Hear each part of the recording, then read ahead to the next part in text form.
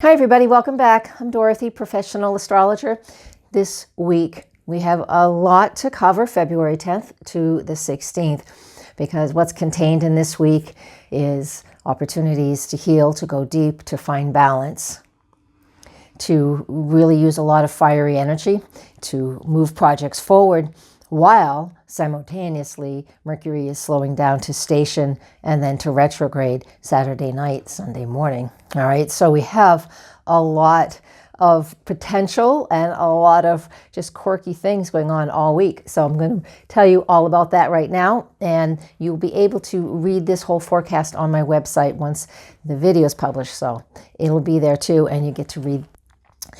Now, let's get started. On Monday, February 10th, the first thing we have, it's in the middle of the night, no matter where we live, or early in the morning if you're in Europe.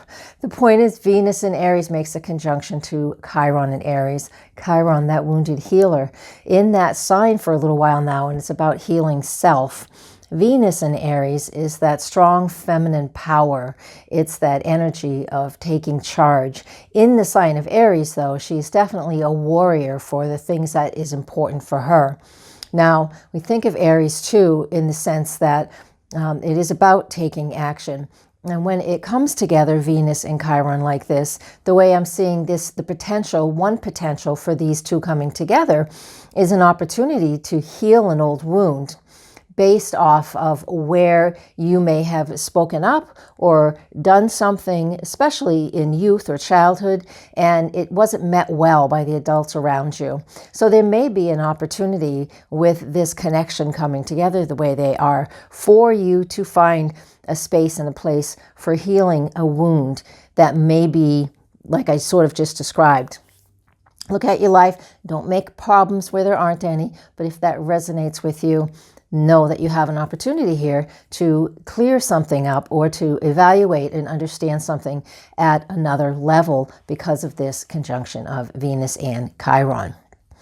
We also have we also have the moon in the sign of Virgo for just a couple of days, so Monday and into part of Tuesday. And with that moon in Virgo making a ton of different connections, trining all the Capricorn planets, Jupiter, Saturn, Pluto, Monday through Tuesday, that is earthy, grounded energy. So we're very much in alignment with getting some things in order. We're still in the lunar phase. That's the full moon. It's not the full moon sign, but we're still in that lunar phase, still 45 degrees from the full moon. So that means we still have that height of energy, that peak of energy. So we're able to sift and sort, get rid of what isn't working, and move forward from there. So that's what Monday and into Tuesday is all about. Now, Tuesday, and this is East Coast time, the moon enters Libra at 6:37 p.m. It will stay in that sign for 2 days, just over 48 hours. The moon's moving really quick right now, and so the aspects that the moon will make while she's in Libra is asking us to seek more harmony and more balance in our lives. And that's how the moon works. They're just really subtle energies, unless they're impacting your chart particularly. Or we have the eclipses that we all like to talk about, the eclipses and, of course, the full moons and the new moons. So Tuesday afternoon, all of Wednesday, and almost all of Thursday, finding and seeking balance is what is going to be the theme for all of us. On Thursday at 6:37 p.m., the moon then enters the sign of Scorpio.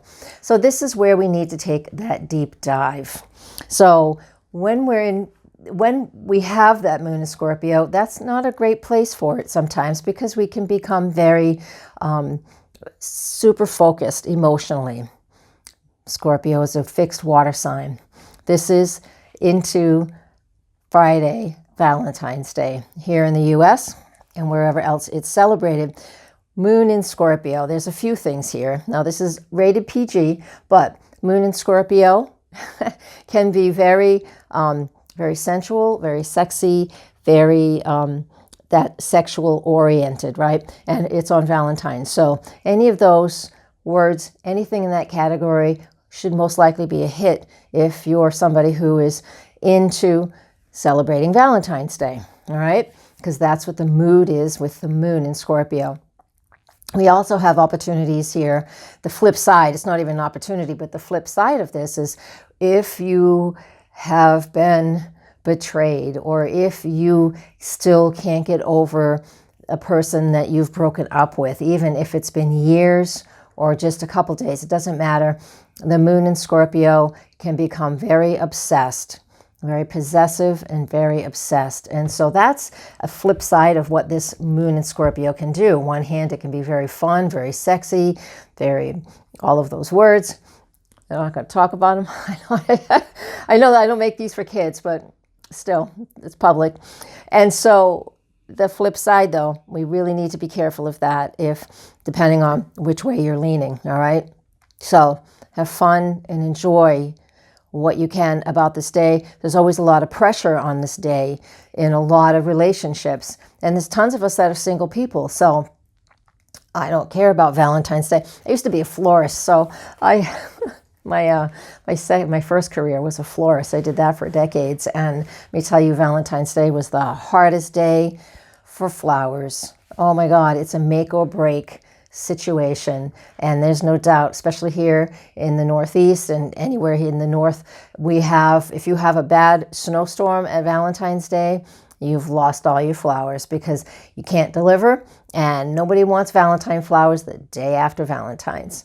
It's on that day. So a lot of pressure on this day. So you know what I want you to do? I want you to just relax and enjoy it, because we can use Mars in Sagittarius. It's in the final degrees of Sagittarius now at that galactic center, right? So that's really, really important for all of us to focus in on. But on a personal level, that Mars at the very end of Sag just wants us to play. It's fiery. Go enjoy life and have some fun. This is what we really, really, really want to do. But that moon in Scorpio might be too intense. So choose what you focus on. It's that universal quantum laws. What we focus on is what we get. So make sure you're focusing on the things that you know you want in your life.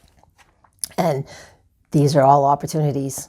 You can feel the energy of what's going on here, and you use it in the way that you want to use it, not in the way that somebody instructs you to. Okay, that's the freedom of astrology. It's the weather.